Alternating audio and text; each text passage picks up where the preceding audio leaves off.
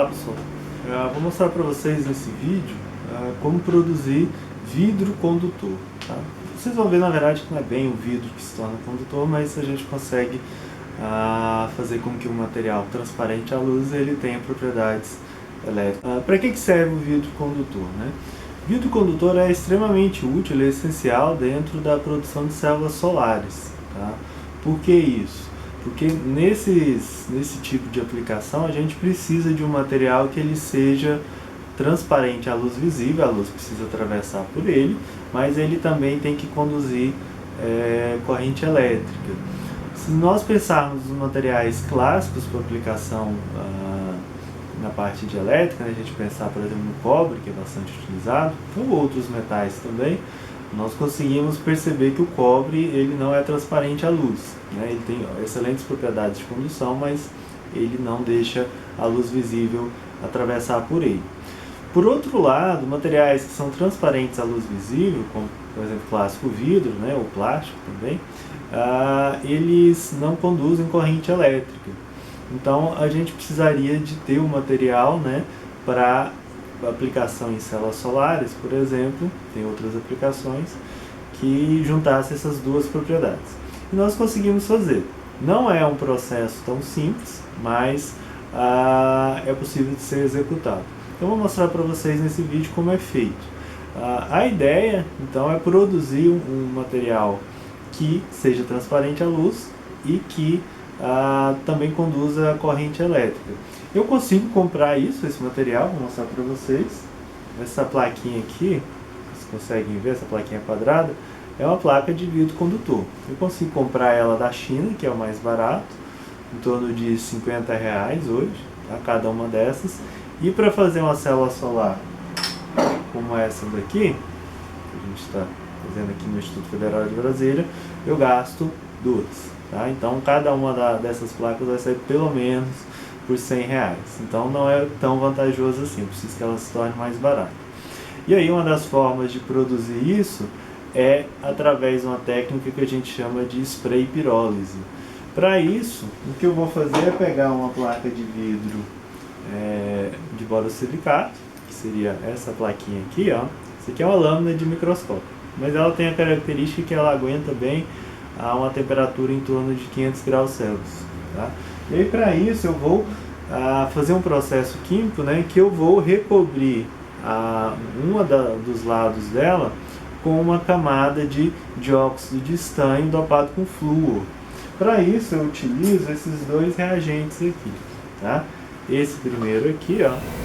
Esse é o cloreto de estanho pentaidratado. Ele é utilizado para ser minha fonte de íons estanho, para formar o dióxido de estanho.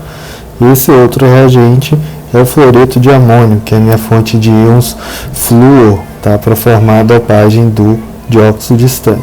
Uma mistura desses dois reagentes, eu faço isso utilizando uma solução que vai um pouco de etanol e também água destilada. Tá? Esses materiais, no caso do cloreto de estanho pentaidratado, ele é solúvel em álcool, então preciso do álcool nessa mistura. Tá? E aí eu levo isso para o forno.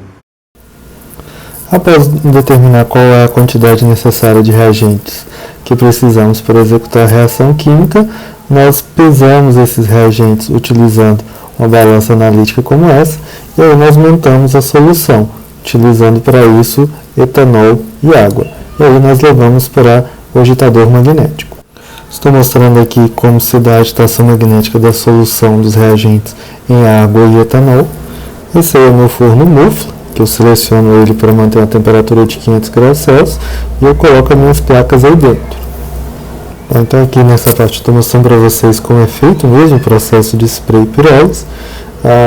As minhas plaquinhas de vidro de microscópio estão dentro do forno a temperatura alta, como vocês podem ver, estão em cima dessa placa cerâmica, né, para aguentar a temperatura alta, e eu estou aí nesse momento borrifando aquela solução sobre essa placa aquecida. Ela deve estar a uma temperatura de aproximadamente 500 graus Celsius. E aí eu retorno ela para o forno. Eu faço esse processo uma dezena de vezes até que eu consiga recobrir a minha placa com aquela camada de dióxido de Para estanho. vocês agora o resultado desse processo. Tenho aqui um multímetro, tá? Vou medir resistência elétrica. E essa daqui é a minha placa de vidro sem tratamento.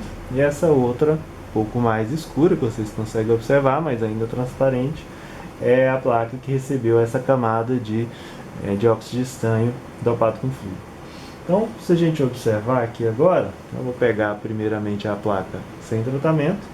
Quando eu coloco aqui as minhas duas garrinhas de jacaré, eu vejo que ela não conduz a corrente elétrica. A resistência continua marcando esse símbolo aqui, né? Agora, a nossa placa que recebeu o tratamento, né, vocês veem que ela continua transparente. É claro que ela perde um pouco dessa propriedade, mas ela ainda continua transparente à luz visível. E aí, quando eu coloco as duas garrinhas de jacaré, eu vejo que o multímetro passa a marcar um valor. Então, para esse caso aí, para essa separação que eu estou colocando, ele está marcando aí em torno de 132 ohms, tá? Se eu aproximo, é claro que ele vai modificar esse valor, a resistência vai diminuir, né? Se eu afasto, a resistência aumenta, tá? Mas aí, vocês conseguem observar que dessa maneira a gente consegue produzir uma placa de vidro condutor